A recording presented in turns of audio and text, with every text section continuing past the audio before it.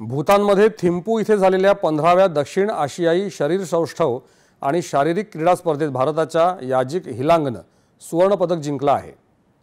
155 centimetre उंचीपर्यंतच्या महिला model physics स्पर्धेत तिने पहिलं स्थान पटकावलं। याजिक अरुणाचल प्रदेशची आहे आणि ती आंतरराष्ट्रीय स्पर्धेत सुवर्णपदक जिंकणारी राज्यातली पहिली महिला फिजिक्स स्पोर्ट्स खेळाडू ठरली आहे। दक्षिण आशियाई शरीर सौष्ठव फिजिक्स स्पोर्ट्स फेडरेशनने आयोजित केलेल्या या 5 दिवसांच्या अजिंक्यपद स्पर्धेचा आज समारोप होईल। दरम्यान आशियाई आर्टिस्टिक जिम्नॅस्टिक्स अजिंक्यपद 2025 स्पर्धेत महिला व्हॉल्ट प्रकारात भारताच्या प्रणती नायकनं कांस्यपदक पटकावलं। पहिल्या प्रयत्नात 13.666 गुण तर दुसऱ्या प्रयत्नात 12.866 गुणांमुळे तिला तिसऱ्या स्थानी समाधान मानावं लागलं।